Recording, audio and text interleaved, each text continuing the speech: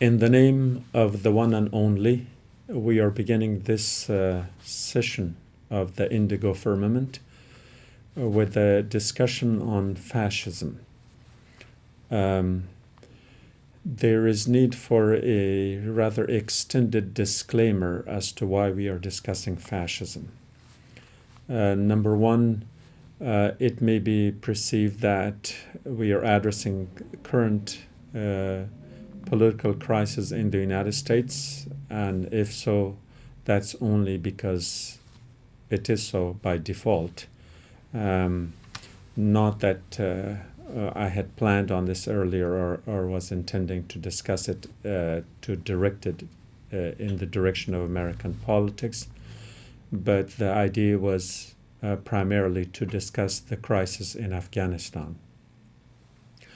The second disclaimer is that fascism, especially after the fall of fascism at the end of World War II, the defeat of fascism rather, appeared to be used more pejoratively, derogatorily, and that is more of a sloganeering.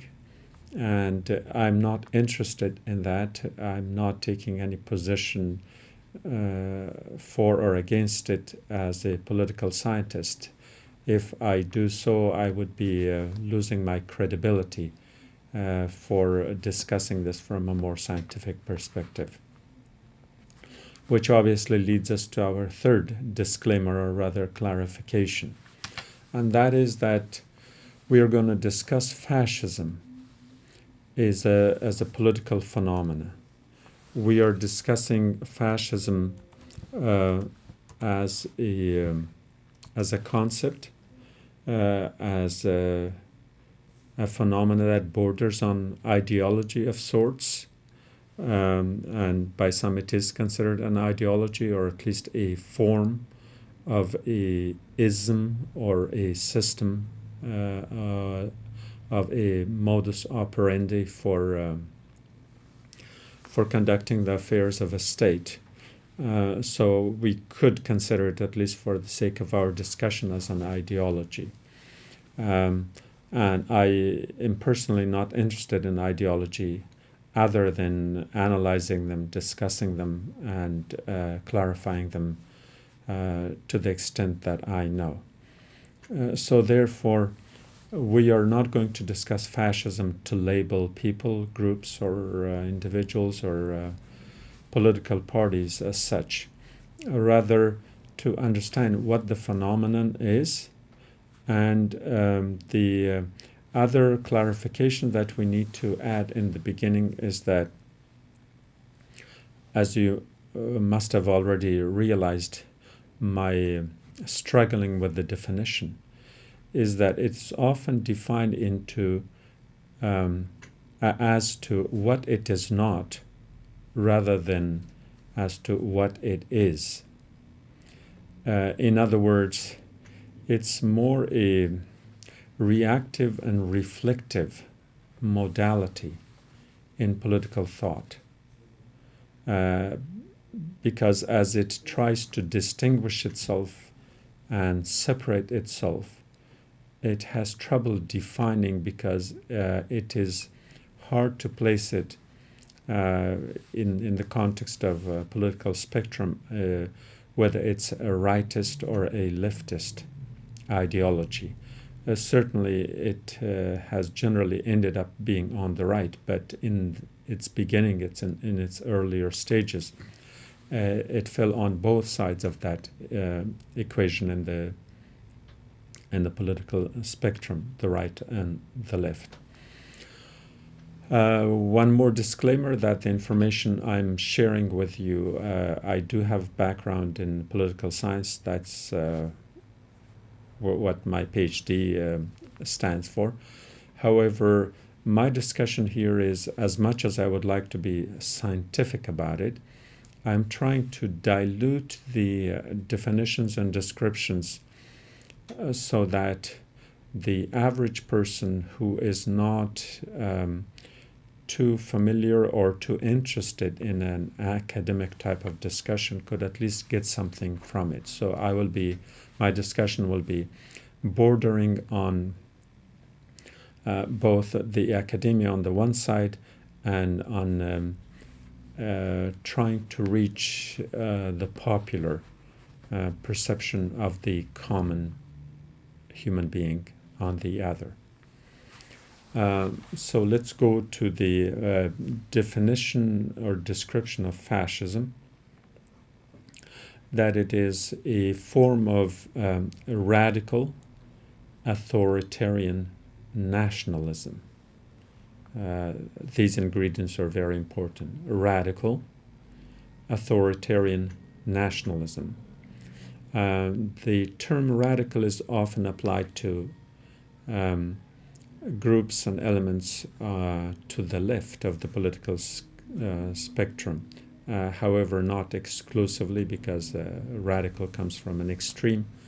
And just as there are extreme leftists, there are extreme rightists.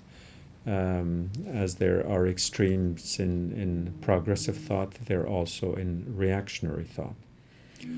Authoritarian is probably its main descriptive quality, because in an authoritarian system,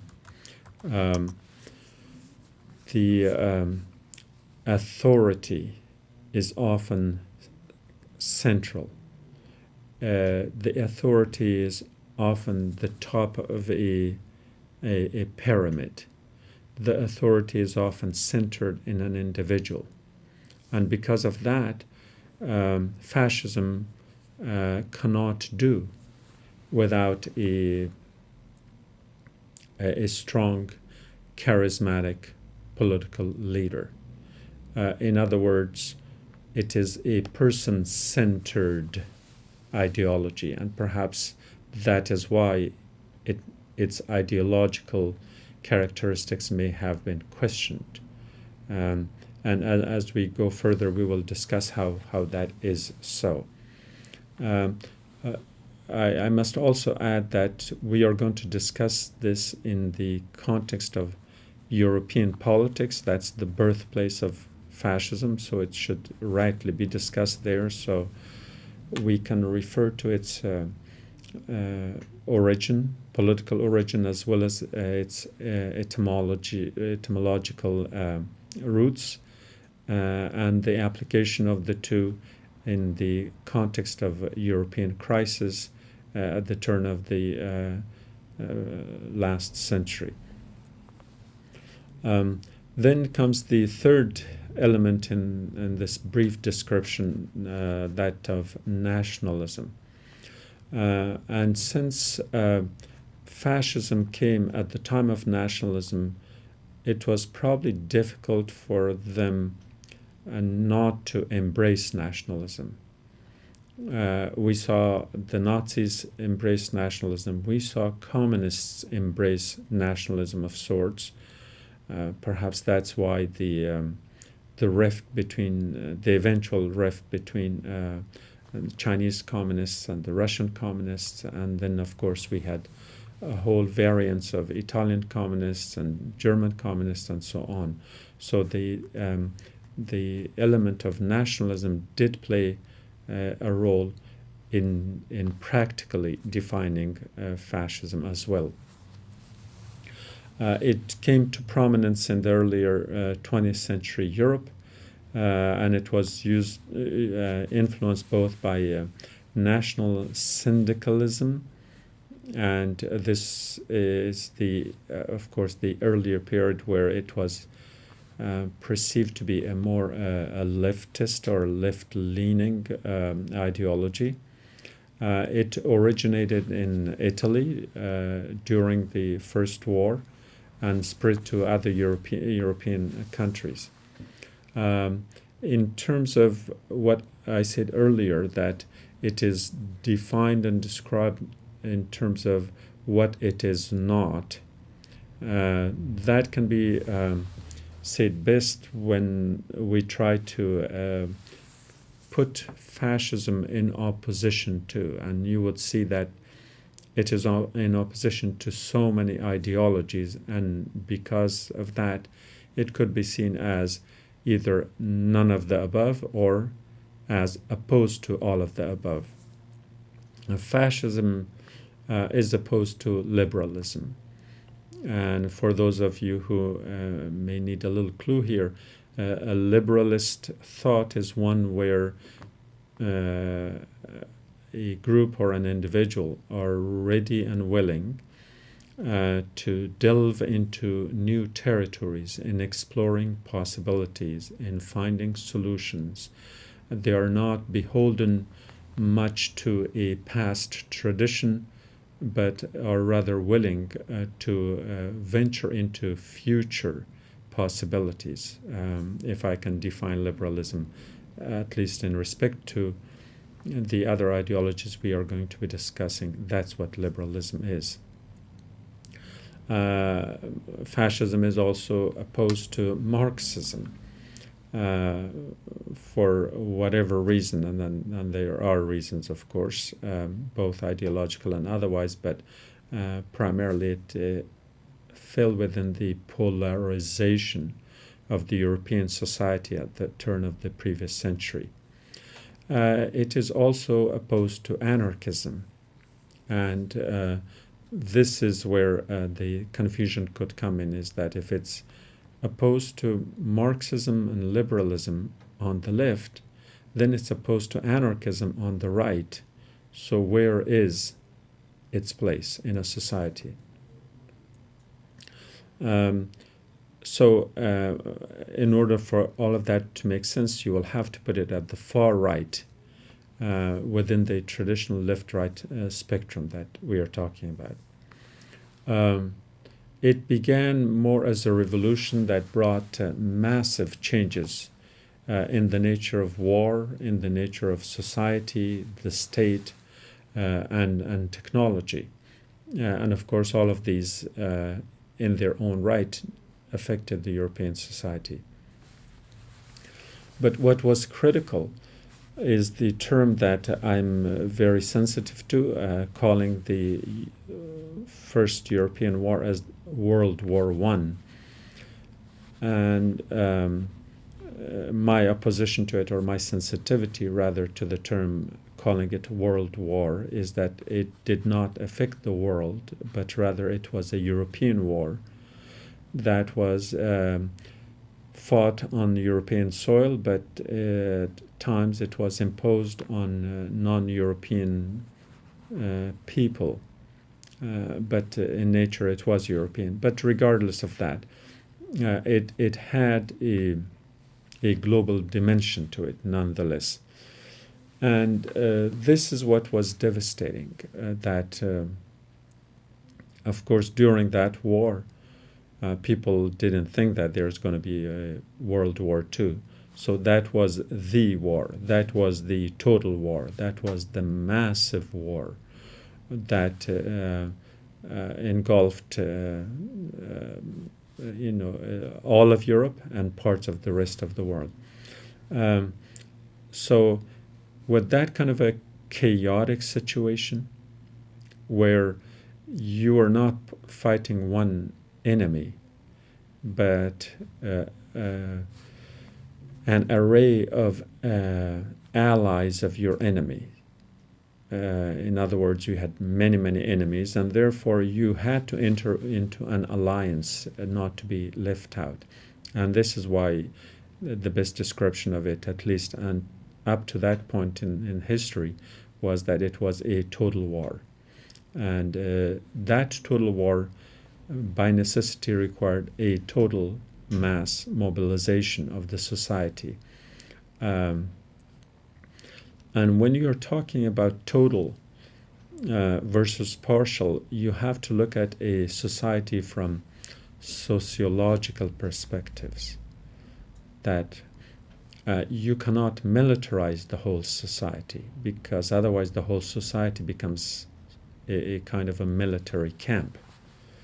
The society has to have its civil and civic and social dimensions to it. People are not born to be fully engaged in all-out wars at all times. The human mind can't take that. People have to have family, children, they have to sit around the table, eat their meals, relax and socialize and have friendships and express their humanity in traditions and holidays and rites and rituals. That is what society is. A society is not a military camp. But the crisis of the First War, in a sense, made it incumbent upon most, at least in the European zone of the war, to kind of become that every citizen in essence became militarized, and so therefore a military citizenship arose in which all citizens were involved with the military in some manner during that war, which again justifies in a way the term the total war. So the total war created a total mass mobilization of the society. And when that happened, it broke down the distinction between civilian and combatants. That it was difficult to call anyone a civilian anymore because most everyone became combatant in some form or another, either at the ready or already mobilized. So then the war had resulted in the rise of powerful states out of that necessity, capable of mobilizing millions of people to serve on the front lines and providing economic production and logistics to support them. Therefore, when the whole society is mobilized and militarized, that happens to become the only occupation for any state and any government. And because of this militarization, then certain norms of militarism permeate the lower ranks and the upper echelons of the society in a very substantial way. And that is that because of this militarization, military authority, which is the only authority, intervenes in the lives of the citizens. And so it was in this kind of an environment that fascists believed that they have to come to the rescue, so to say. That they found out that liberal democracy had become obsolete, and they regarded the complete mobilization of the society under a totalitarian one-party state that was necessary to prepare a nation for armed conflict and to respond effectively to economic difficulties. And this is the crux of the matter, that because it was a totalitarian one-party system, many of the states during World War I or the European War I could fall into that category as, of course, Stalin's Russia under the so-called communism was already by design a one-party system, and the dictatorship of the one party that was justified as representing the proletariat, the working class, they got their legitimacy and their claim to power in a kind of democracy that only they could understand.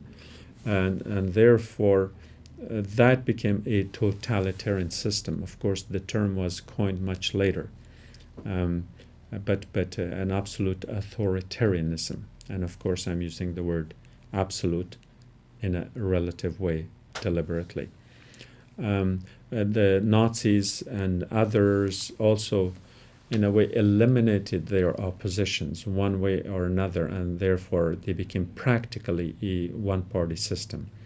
So fascism endorses a one-party system because it gives them all the authority they need, legitimate or not, and it allows them to kind of implement their plans through a complete mobilization of the society.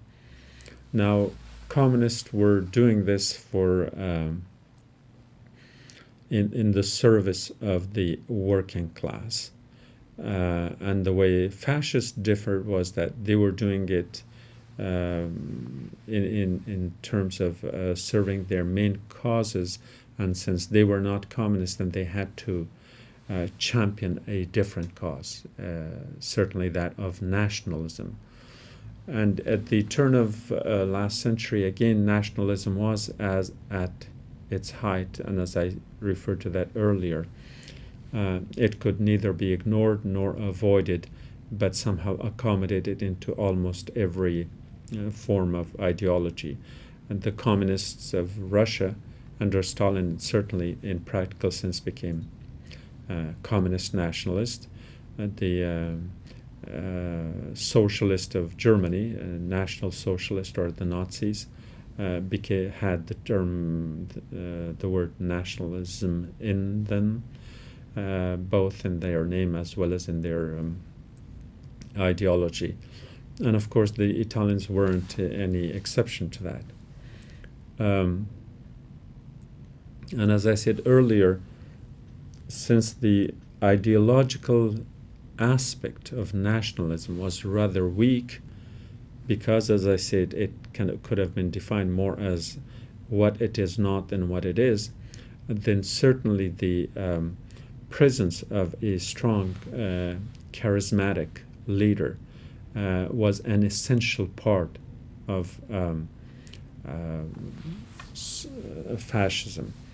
And as we can review history, we can see that all the great leaders, now by great I don't necessarily mean ones to be admired as great leaders, but rather prominent political leaders, whether we like them or not, all emerged during that time. That is the first half of the 20th century. And there hasn't been any period like that since then. So we had Adolf Hitler in terms of leadership, regardless of what he stood for. There hasn't been any such strong leader in Germany since. Same thing goes for Mussolini, or for that matter for Stalin, or eventually for Franco in Spain. So therefore, all these regimes which had an element of fascism in them also had an element of strong charismatic leadership in them. And of course, most of those leaders are justifiably vilified by the world community. But of course, that's an afterthought after all the damage had been done. Now, the strength of a leader is in his or her, and the her didn't really apply much there, in his ability to implement policies and promises. And we have to make a distinction between those two words. Policies are usually the work of an ideologue, of an ideology, or of a group, or of a party, whereas promises are those of a leader, of an individual. And in order for a particular leader, especially a fascist one, to be viable, trustworthy, believable, and to be followed by huge throngs of people, it has to be, he has to have the ability to implement that. And the only way that can be done is that that leader has to become a dictator. Because in a democracy there is the concept of checks and balances. There is a concept of accountability and responsibility. And fascism cannot afford that because it has to have a leader that goes beyond it. So oftentimes when leaders rise in society who do not adhere to any principle, moral, political, social, religious, or otherwise, when these principles are violated, it's because there is enough of a fascist fervor among the populace that follow them, that because they need the greatness of that leader, and therefore the leader, by the necessity of how people want them, as well as by the necessity that they have to kind of prove themselves, have to become dictators, and considering the circumstance of the first part of last century in Europe, they also have to become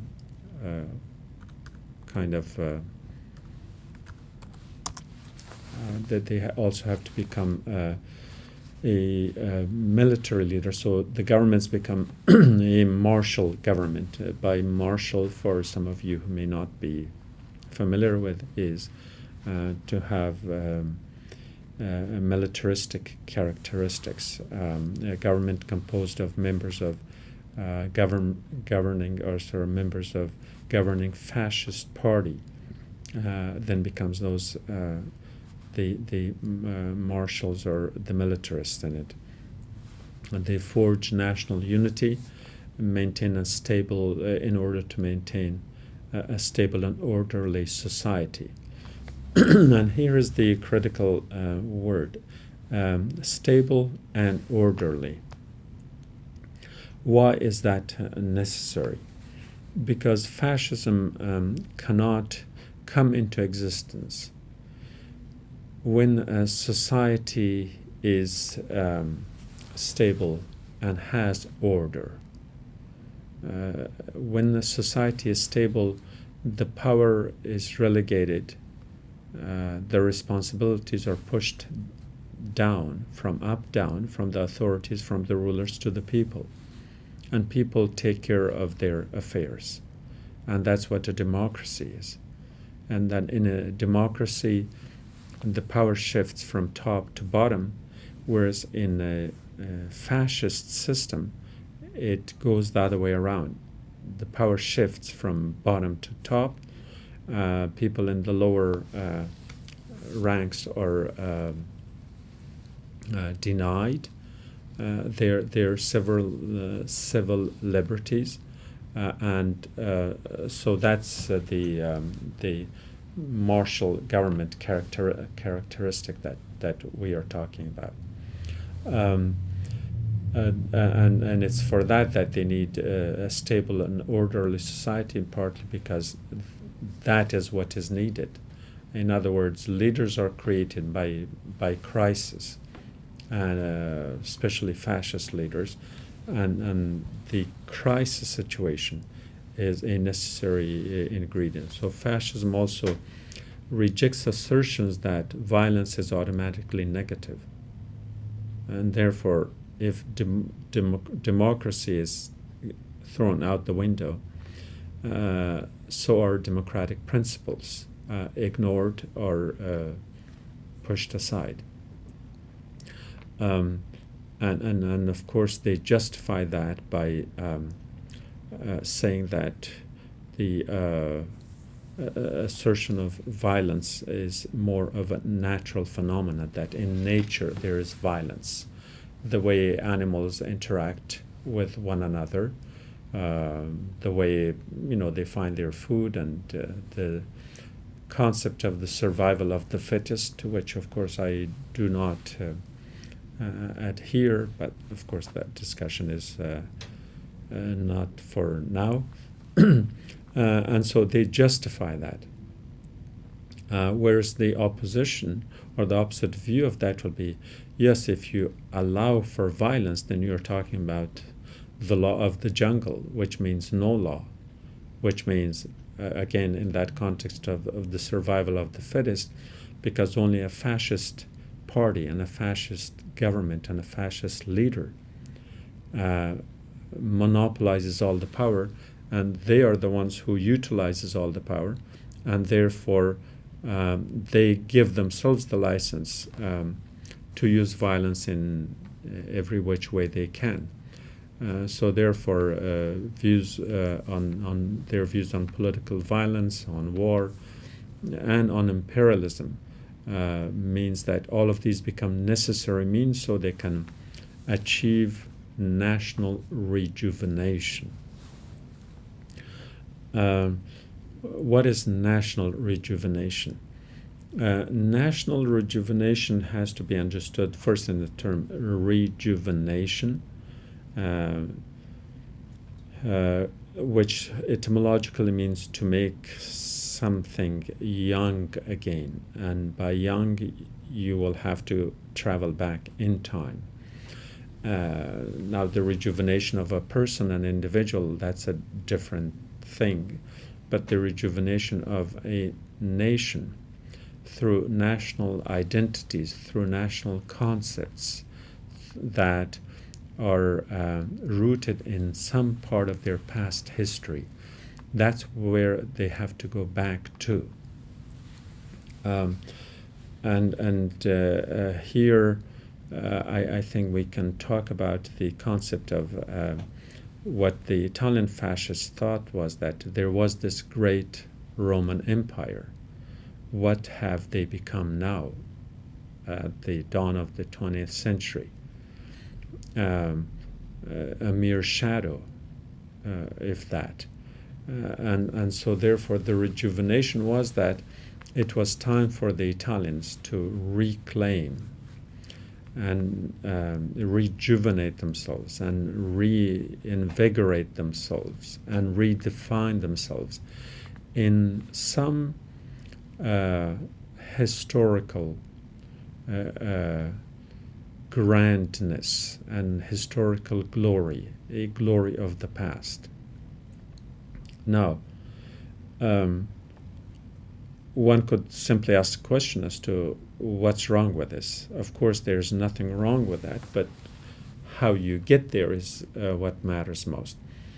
There are many countries that rejuvenate themselves economically through increasing production, through higher employment, through social mobilization, through a sense of a reawakening, nationalist or otherwise. So all of that would be okay. And many countries and many empires in human history have had such periods of rejuvenation, or their ability to mobilize the whole society for a greater ideal in a glorious past or a promise of a glorious future. That is okay.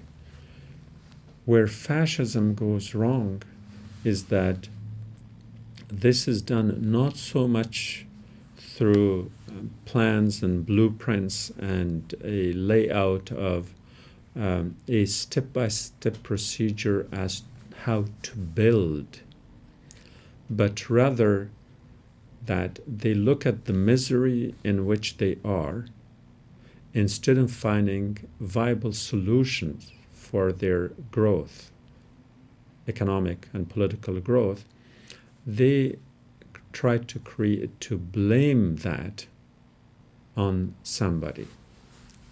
So there is need for vilification. So they have to accuse someone, some group, some religious group, ethnic, linguistic, or otherwise. They have to be blamed for the miseries of the present, so that the promise that the charismatic leader gave really brings a glorious future. And so therefore, fascism in that sense is not necessarily a constructive and a positive development. If we compare Germany and Italy alone, we can see how different they were. That Germany, especially after the First European War, realized that they had been betrayed. They realized that they had been treated unfairly. And they realized that Germany had the potential at the end of the 19th century and turned that practically to become the most technologically advanced country in Europe. And this was not a glory of the centuries past. This was a glory of only a decade or two earlier. And somehow that glorious past of Germany had been derailed through a conspiracy of the French and the British. And so therefore it had to be regained. So the German fascists used a positive turn insofar as economic and political progress goes.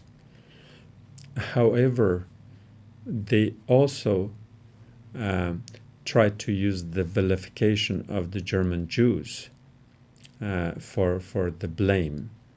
Now, we have talked about that in the past and need not to repeat that. But in what we are discussing now, it fits within the pattern that I'm describing, that Germany had a strong, charismatic leader like Hitler. It had the ability to mobilize the entire German nation for the rejuvenation of a past that was only a decade earlier. Therefore, it was still fresh in the memory of the German people. This was not a fairy tale. This wasn't a glorification of a past that may or may not have been so. That this still had its visibility, its recollection, and its presence.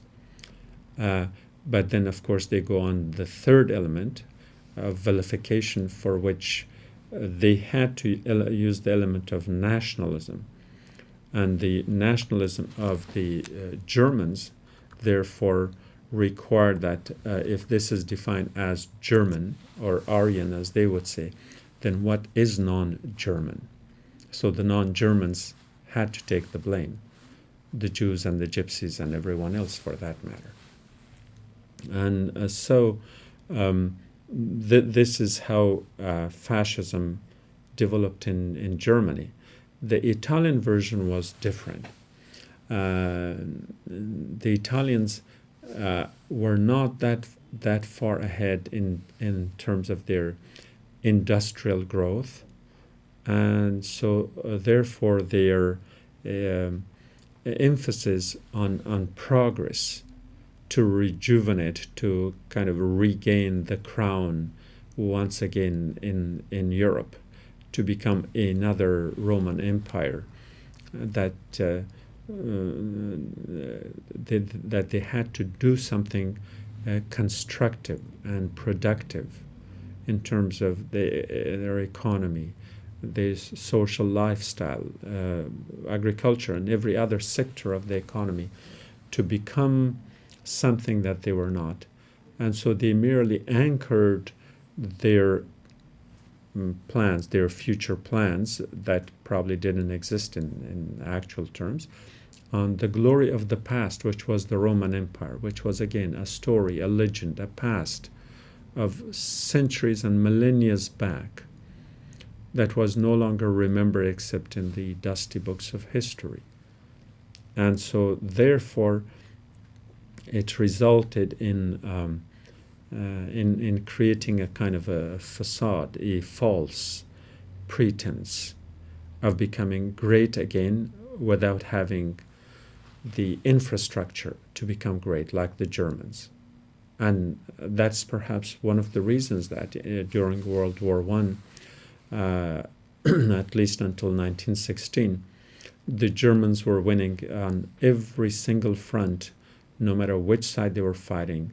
They were winning the battles because, industrially speaking, in terms of their industrial growth, their military weapons were far superior in many ways.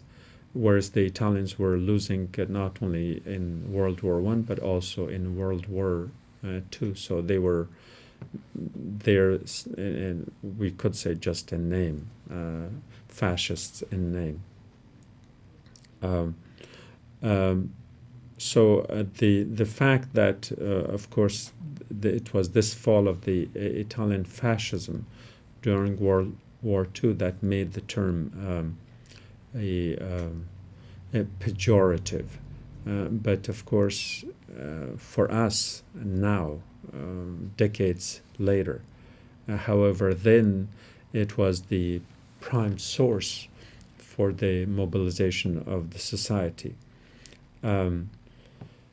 Now, perhaps it would help if you go to the etymology, and that is also interesting, that the Italian term fascismo is derived from fascio, meaning a bundle of rods, ultimately from the Latin word fascis. And this was the name given to political organizations in Italy that they were known as fasci. Let me draw an analogy with something we also have had in the Afghan culture, and of course the term of the ability to unite is what gives you all the strength, to put it in a nutshell. We can see that also in how, for instance, in construction, when they tie steel rods in a column to build a building, they tie them together so they can hold together. That will be the best description of fasci, which is rods tied together, held together for having more strength. And so why was the strength element necessary? Because, like I said, the situation was so chaotic that there was need for a power center. There was people, not that individuals were power hungry, but the masses were looking for strong leaders. And it happened that fascism provided that. And so in the earlier stages, most of the term fasci was applied mostly to leftist groups, such as the syndicates and the guilds of the workers in Italy. And perhaps that is why it was difficult then to define what fascism is, because it had its roots in the left, and then they shifted to the right. In 1919, that's right after World War I, or the European War, the first European War, Benito Mussolini founded the Fasci Italiani di Combattimento in Milan. Again, the word indicates every element of its militarism, and that became eventually the Partito Nazionale Fascista, the National Fascist Party, 2 years later. So it started as that guild in that guild format, and eventually it became a party. The idea, like I explained, of having unity, creating unity through having these, like, metal rods holding on together, was excuse me, the ancient Roman symbol of the authority of the civic magistrate, which is probably similar to the gavel that judges use in the West when they had the gavel in a court to show an authority. That in Italy there used to be axes, and I'm talking about axe as the tool, then had a bundle of metal rods around it to give it a strong handle so it could, excuse the pun, so it could handle the situation, or having had the authority. And so the magistrates in ancient Rome carried these, and they were used for both corporal and capital punishment, as it was the norm at the time.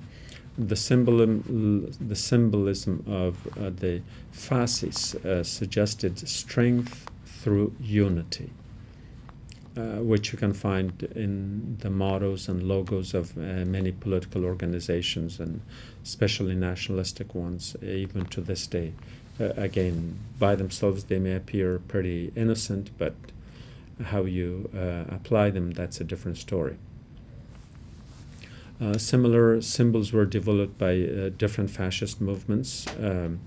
The phalange symbol was the 5 arrows joined together by a yoke. And we could also see how in the symbol of the United States we have an eagle with, again, a number of arrows held in the claws of the eagle, which shows strength, unity, and defense. Symbolism can be interpreted in many ways, and from right to left and from right to wrong. We are not going to make moral judgment on those, but simply to show how historically fascism evolved, and again on that concept of being an anti-liberal and anti-communist and anti-conservative, it then eventually, aside from the fact that the name was derived from the fasci, it became a nationalist, authoritarian organization with goals of creating regular economic structures to transform social relations within a modern, self-determined culture, and a political aesthetic of romantic symbolism, the mass mobilization, a positive view of violence, and a promotion of masculinity, youth, and charismatic leadership is how we could sum up the definition.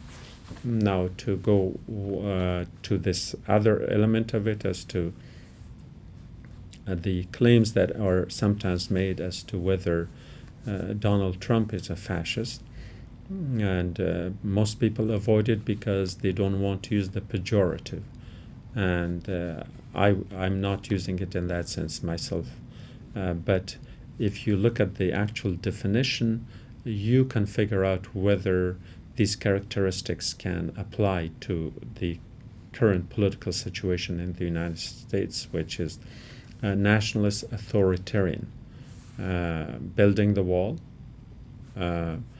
blaming those who may be identifiable culturally, linguistically, religiously non-American, Muslims, Mexicans, and so on, because then you would have to reserve the label American for a certain class, Then to regulate economic structure, to transform social relations within a modern state.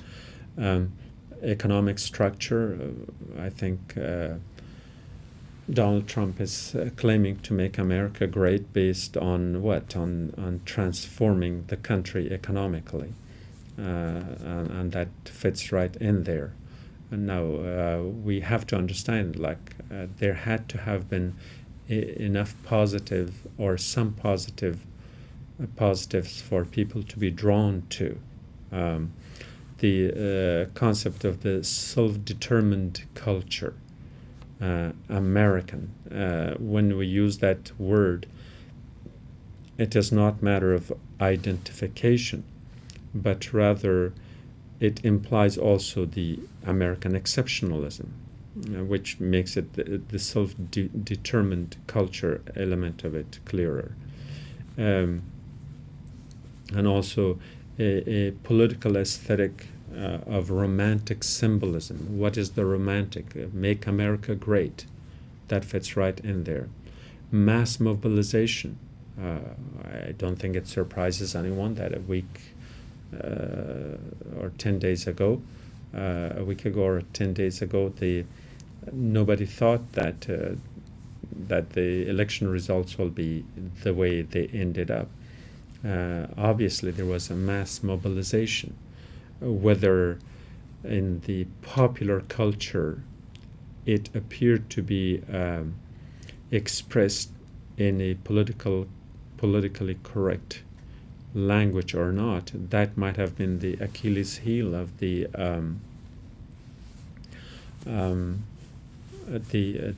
poll takers and the political gurus who happened to be wrong wholesale and as to who was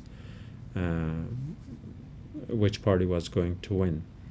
Now also a positive view of violence is another characteristic of this, and yes, we had incidences in the political rallies in the last election where even Donald Trump said at one point that he could go and shoot someone in downtown New York and he won't get arrested or something to that effect. I'm not quoting him directly, but I'm trying to share that idea. So again, when you hold that right against a positive view of violence as part of the definition for fascism, it is not far-fetched at all. A promotion of masculinity.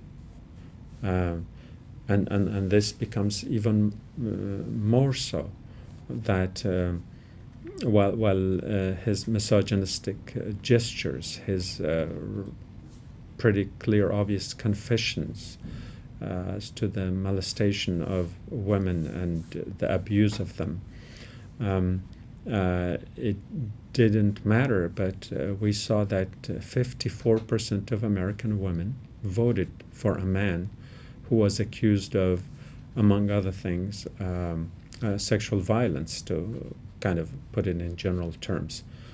So that the promotion of masculinity, that's given us a description of fascism. Youth and charismatic leadership. And here, aside from the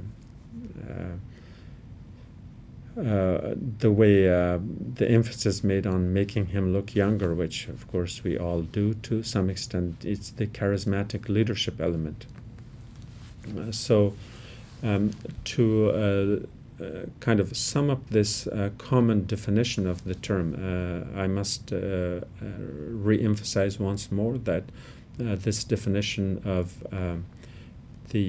fascism that I have is from the public domain in the media. I'm not making it up, and I can give you the sources of it.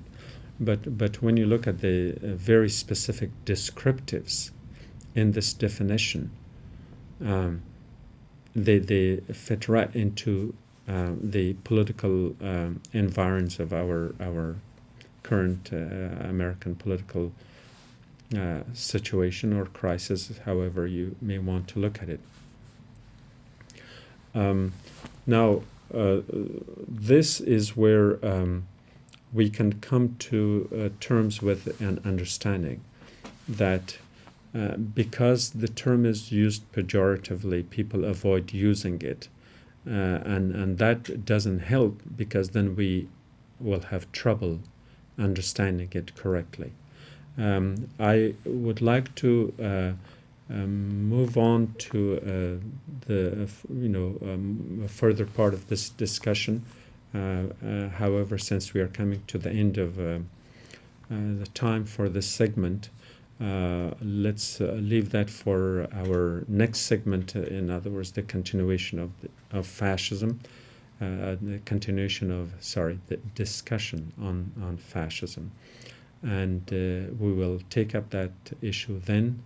And until then, I bid you farewell. Have a nice day.